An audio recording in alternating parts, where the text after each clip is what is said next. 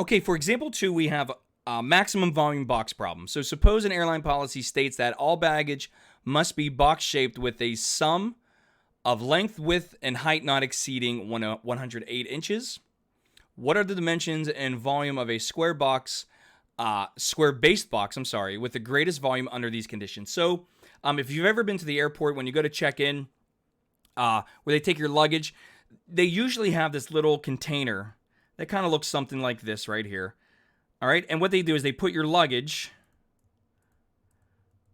inside this container right here, and they say, okay, as long as it fits within these dimensions, you are good to carry it on. If not, it's going to have to go underneath in the plane, where they kind of just shove all of your luggage and everything in there. I kind of have a gripe against the airline industry, because I did go on a flight once, and I was very fortunate. My wife got me brand new luggage, and I was very excited. And as soon as we got off the plane, I went to get it, and it was completely ruined. It was ripped. The zipper, I don't even want to talk about it. I was so upset because it was brand new luggage. And a little insight, I grew up very, very poor. So this was like one of the first new things I've ever had. So I was very excited. I was very proud of it. And they just ruined it. But anyways, getting back to this problem. Sorry, I got off on a tangent calculus joke right there. So what we need to do is let's go ahead and let's identify our objective function here. So the objective function is going to be right here. What is the greatest volume under these conditions? And more importantly, they're telling us that we have a square base box. So there's my objective function. Now, to give it a little bit of life here, we know volume equals length times width times height. However, since this is a square-based box, what I'm going to say is I'm going to let x be the base and y be the height. So volume is going to equal x squared times y. So there is my objective function here. Now, what are my constraints? Well, my constraints are the fact that this box must have a sum meaning addition, sum length, width, and height not greater than 108. So right there is going to be my constraint. So I'm going to say 108 has to equal 2x plus y. Now, if you're asking yourself, well, where did I get the 2x from? Well, this is a square-based box. So the length and the width are going to be the same. All right, the only thing I got to be worried about now is just the height. So, excuse me. So 108 equals 2x plus y for my constraint. Okay, so steps 1, 2, and 3 are done. So what I'm going to do is I'm going to take this constraint equation. I'm going to solve it for y. Put a nice box around that, because I know that's going to be one of the dimensions right there. All right, so we take our constraint. We're going to substitute it into our objective function, and we're going to go ahead and take the derivative and figure out, figure out what the critical value is. Now, before we go any further, I want to identify the interval. So the interval that we're concerned with here, I know the length of the box. So the length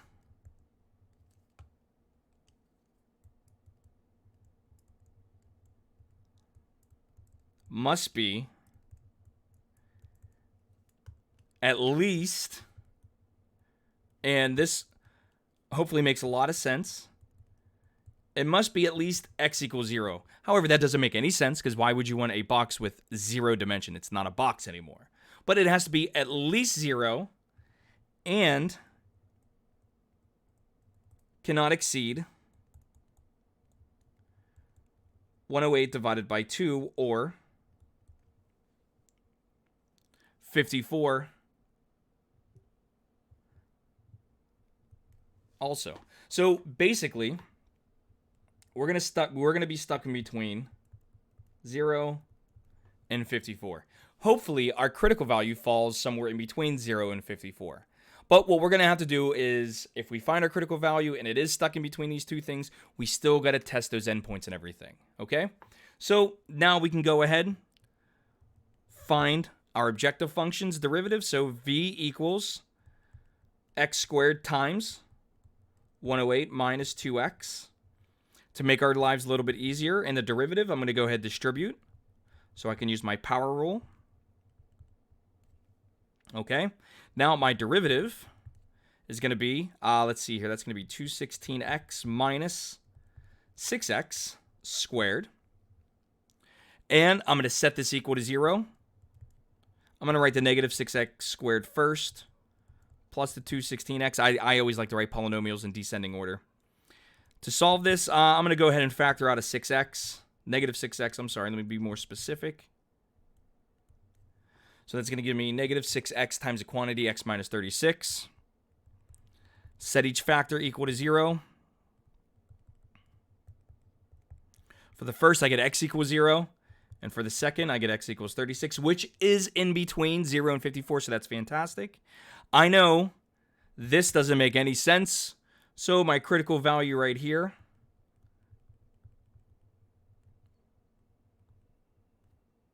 is going to be x equals 36. And what I'm going to do is I'm going to go ahead and just make sure everything's nice and easy. I'm going to make sure that this critical value actually produces the absolute maximum for us. So v of 0, well, that's going to equal 0. V of 54, well, that's, what do we come up with again for v? 108 minus x squared minus 2x cubed. So 108. What was it again? X squared, yep. So it's going to be 36 squared minus 6 times 36 to the third power. Why am I writing 36 here? I should be writing 54. And you, in YouTube land, should be yelling at me right now. But no matter which way you look at it, v of 54 is going to equal 0 as well. Now we could do v of 36. So v of 36 is going to equal 36 to the third power once you do the math. All right?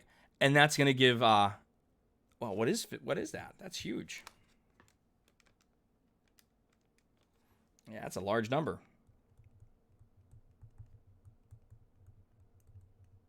So this is our max. We're good with that. So then lastly, all we have to do is just find these dimensions. So the absolute max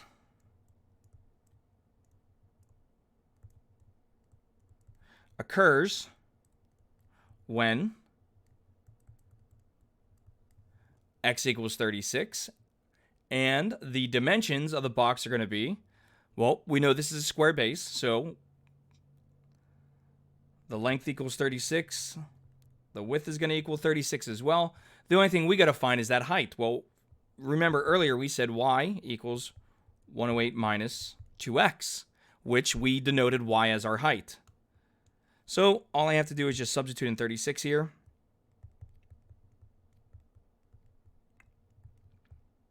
Which gives me y equals 36 inches as well. So the box is 36 by 36 by 36. And these are all inches, by the way. I'll just squeak them in there. There we go. All right. Next example. So our next example deals with a window that is being built, and the bottom is a rectangle and the top is a semicircle. If there is 12 meters of framing material, what must the dimensions of the window be to let the most light in? Now, earlier I mentioned that I took a trip. And the trip that I went to was I went to Ireland for my honeymoon. And I would have never have gone if it wasn't for my wife. Because I am just terrified of going far away from home. Because my idea is the further away from home you get, the worse things can get. But I love my wife.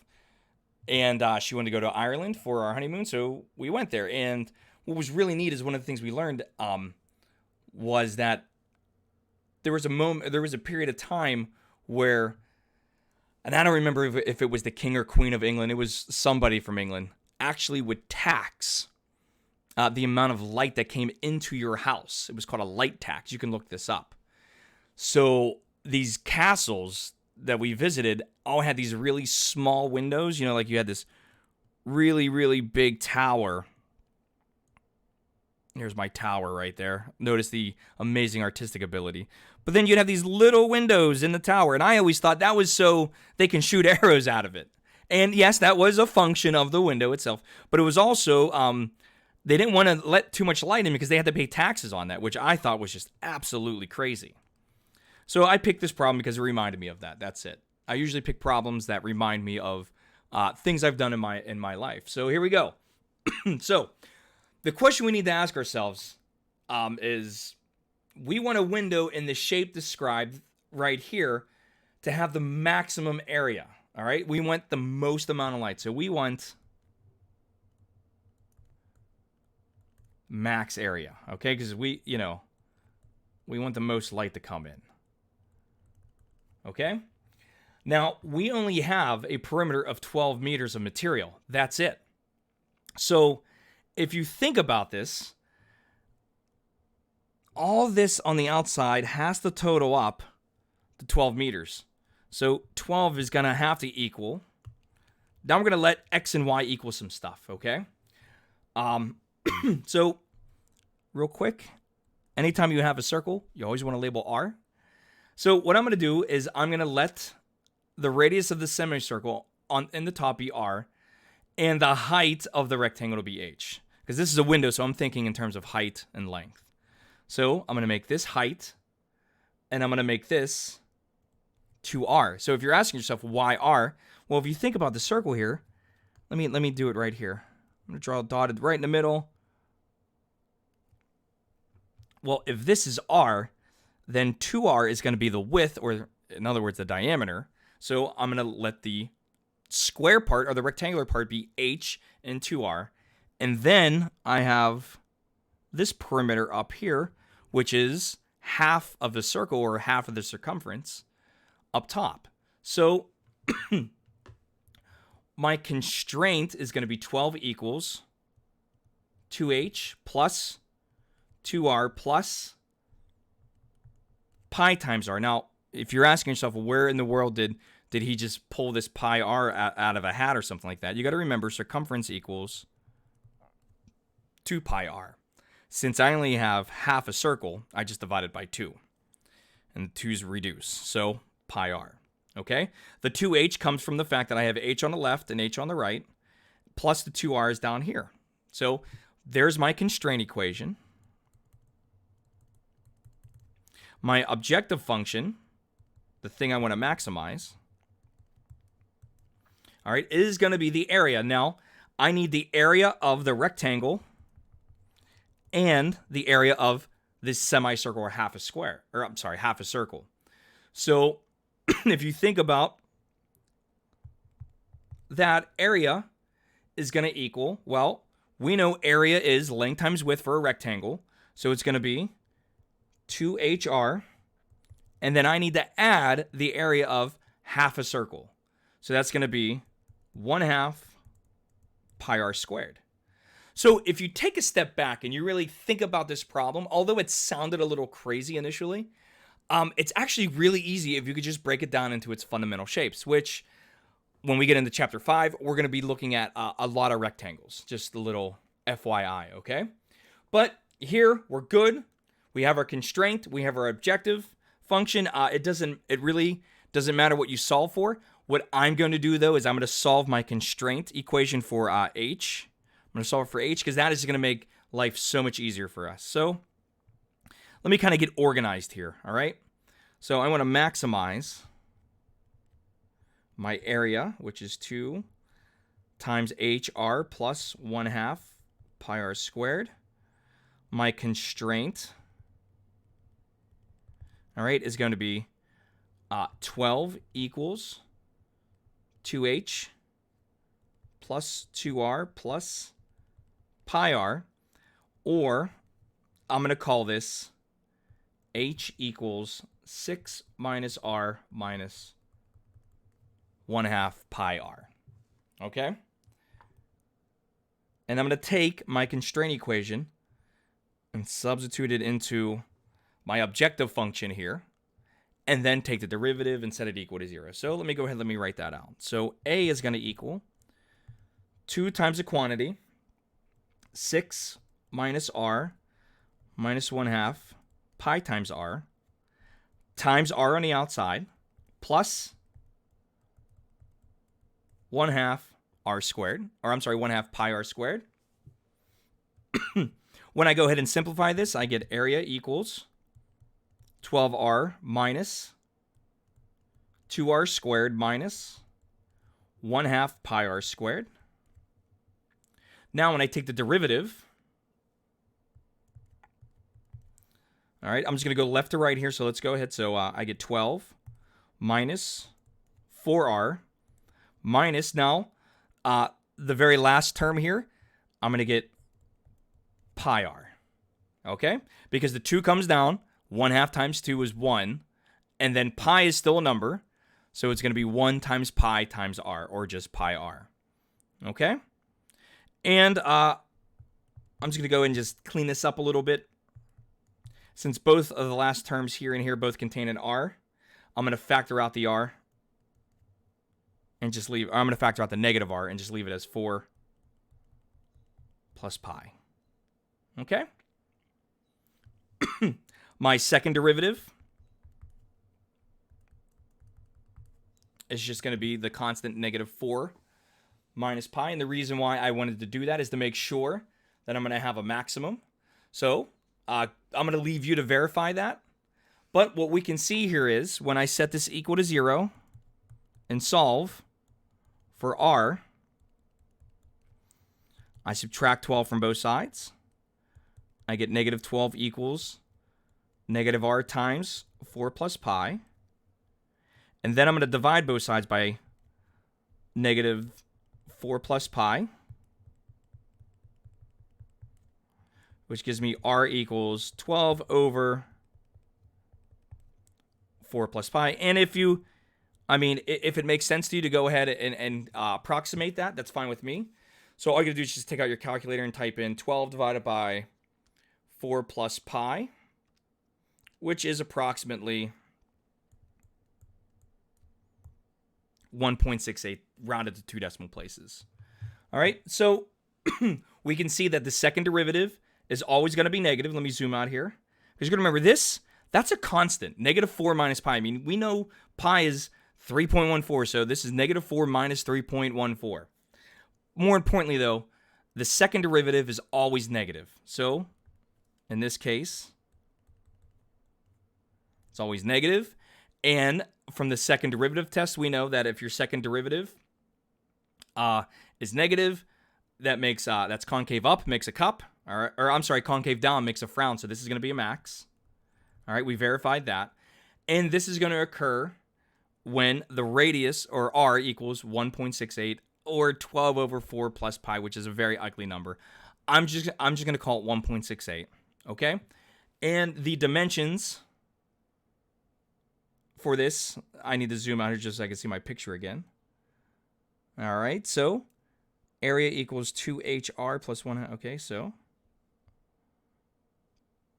12. Sorry, it's a lot of writing here. 2H plus 2R plus, what was it, pi r? Yeah.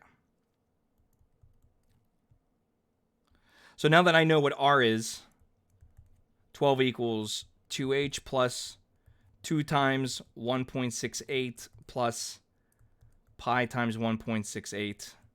We can go ahead and solve this for h. So if you just give me a second here, I'm going to multiply the 2 times 1.68. And all this now is just nothing more than an approximation. Pi times 1.68. 5.28. Now that gives me 12 equals 2h plus 3.36 plus 5.28. Sorry if you can hear my calculator buttons in the background. I'm just doing this quickly.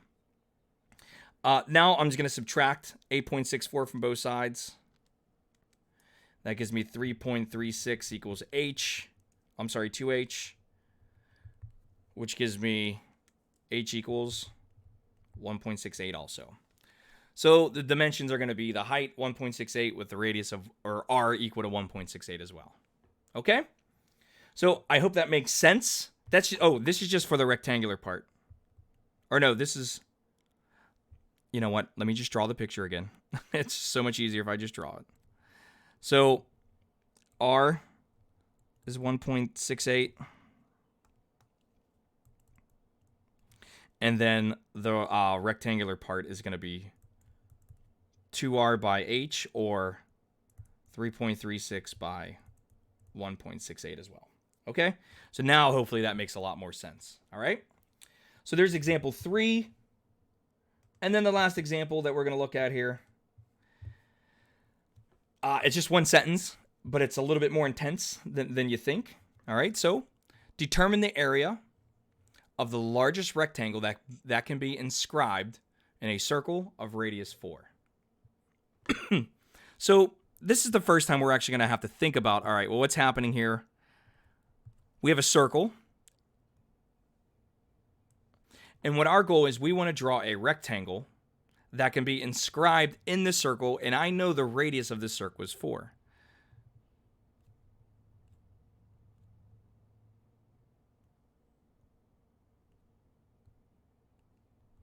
All right.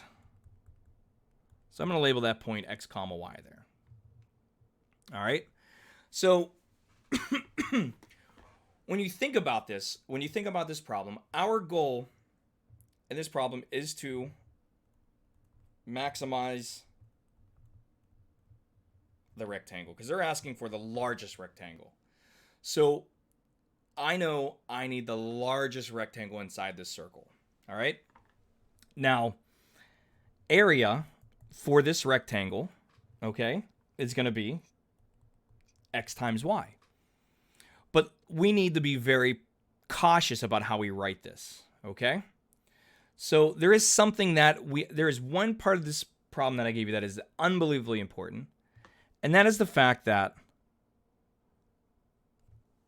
the circle has a radius of 4. So the area of the largest rectangle is going to be our maximization. That's our objective function. My constraint is that I have a circle of radius 4. So if I were just to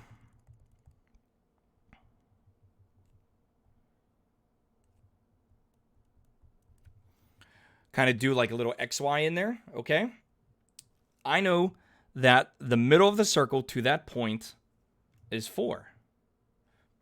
So I have nothing more than a circle.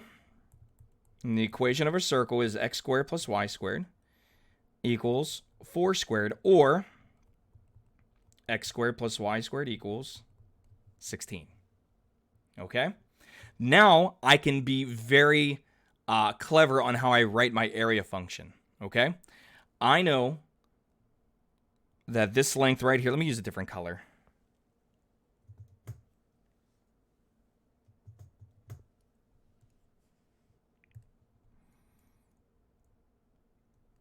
This right here is going to be 2y. And that right there is going to be 2x. And if you're asking yourself, well, how am I actually, how's he getting that? Okay. Well,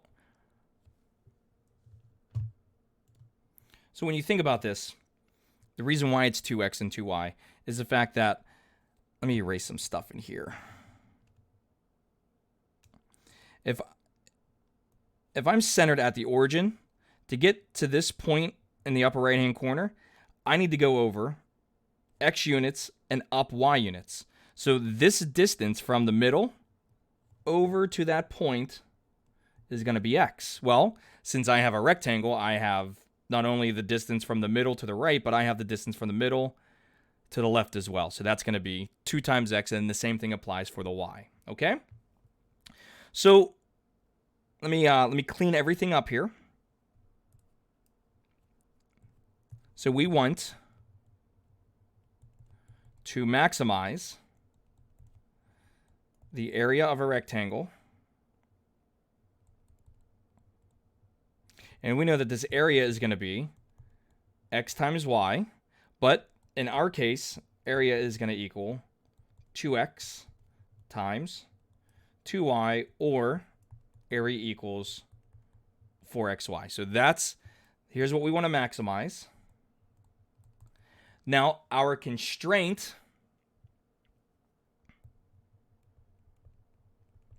is the fact that we are stuck inside this circle.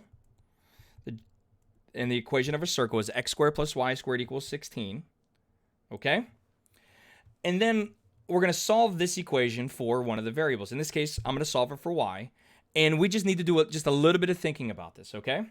So y is going to equal plus or minus the square root of 16 minus x squared. Remember, when you're solving for y and you take that square root, let me do it off to the right here. I get y squared equals 16 minus x squared. As soon as I take this square root of both sides, I need to put plus or minus in front of the right side function.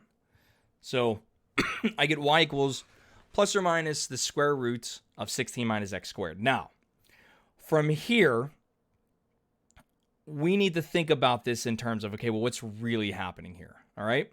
Since our point, let me scroll back up. Since our point is in the first quadrant, okay, we don't have to worry about the negative side. So we're just going to look at the constraint of y equals the square root of 16 minus x squared. Okay? So let's go ahead. We're going to take this and we're going to substitute it into our area function because we want to maximize that. So let's go ahead. So a is going to equal 4x times the square root of 16 minus x squared. Now, from here, you're going to have to go ahead and take the derivative using a product rule. I'm just going to go right to what you should get. I'm going to let you go ahead and figure that out. So we get 4 times the square root of 16 minus x squared minus 4x squared over the square root of 16 minus x squared, which simplifies down into 64 minus 8x squared over the square root of 16 minus x squared. Okay? Now, before we get to the critical points, we do got to note some stuff because we have the square root, so we got to be careful. So, before getting critical values,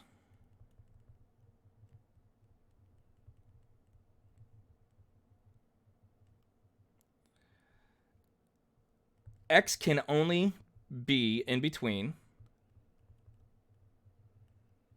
0 and 4, okay? Can only be in between 0 and 4.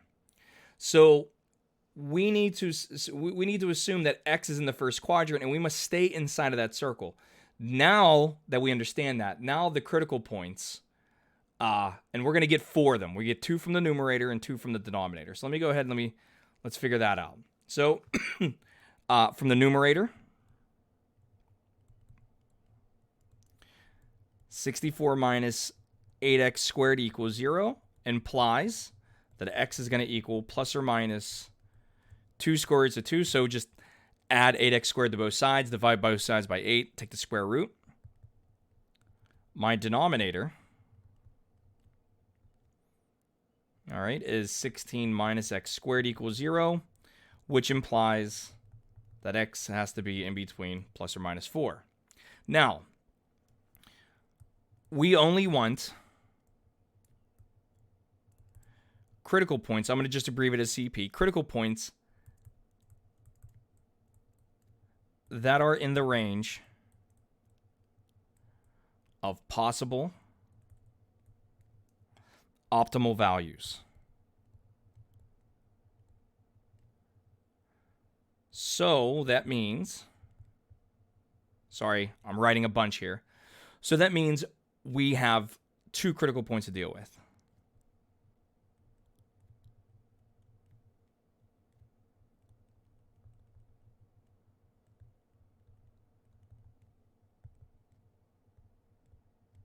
And those 2 critical points that we have to deal with our x equals 2 square root of 2 and x equals 4. Remember, when you solved the critical points for the numerator and denominator, you got those plus or minuses respectively. X has to be in between 0 and 4, including 0 and including 4, the endpoints. So the negative portions you can get rid of. You don't have to worry about them. So now what we're going to do is we're just going to go ahead. We're going to take each one of our critical points and we're going to substitute into the original function of a, and we find that a equals 0, a of 2 square root of 2 equals 32, and a of 4 equals 0 as well. So we can see that we're going to get a maximum area when x equals 2 square roots of 2. So max area when x equals 2 square root of 2, and thus y, and this y is going to equal the square root of 16 minus